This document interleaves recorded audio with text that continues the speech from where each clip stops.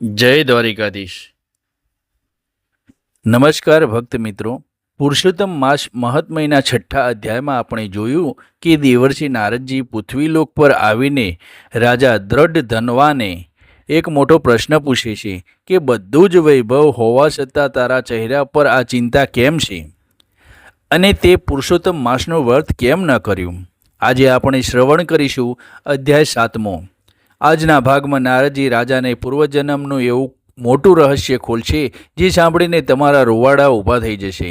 Video ખૂબ જ જ્ઞાનવર્ધક છે, તો અંત સુધી જોડાયેલા રહેજો અને કોમેન્ટમાં જય શ્રી કૃષ્ણ જરૂર લખજો. શતુજી આગળ કથા કહે છે. હે ઋષિઓ, નારદજીના પ્રશ્નો સાંભળીને રાજા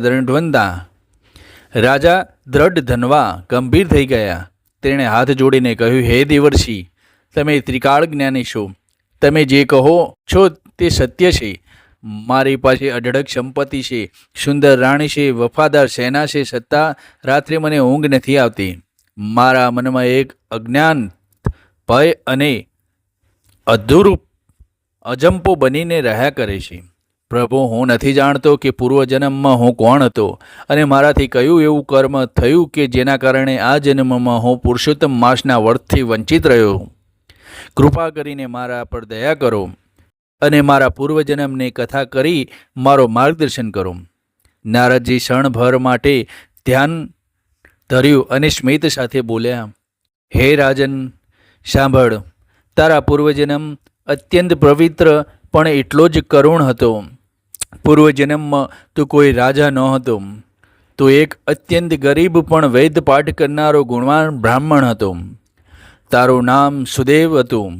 તું પવિત્ર નદી કિનારે રહીને ભગવાન નારાયણની આરાધના કરતો હતો. તારી પત્ની પણ અત્યંત પતિવ્રતા અને ધાર્મિક હતી, પરંતુ તમારા ઘરમાં એટલી ગરીબી હતી કે તમારે 2 ટંકના ભોજન માટે પણ સંઘર્ષ કરવો પડતો હતો. ગરીબીથી કંટાળીને તે ઈશ્વર ભક્તિમાં વધુ સમય વિતાવવાનું શરૂ કર્યું.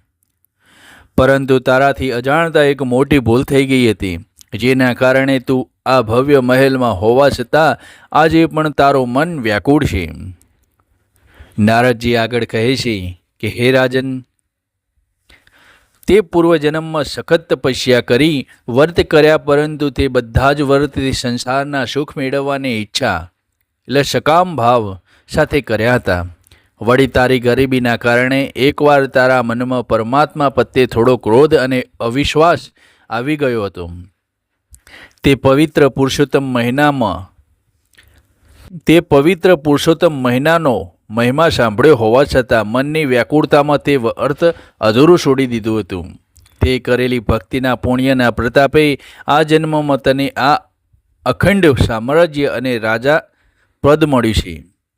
પરંતુ જે પુરુષોત્તમ વ્રત તે અધૂરું છોડ્યું હતું અને પ્રભુ પ્રત્યે જે આત્મવિશ્વાસ રાખ્યો હતો, તે અધૂરા પુણ્યના કારણે આજે તને બધું જ હોવા છતાં આંતરિક શાંતિ નથી મળતી.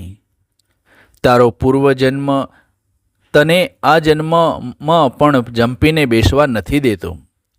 નારદજીના મુખેથી પોતાના પૂર્વજન્મનું આ રહસ્ય સાંભળીને રાજા દ્રઢ ધનવાની આંખમાંથી આંસુ વહી પડ્યા.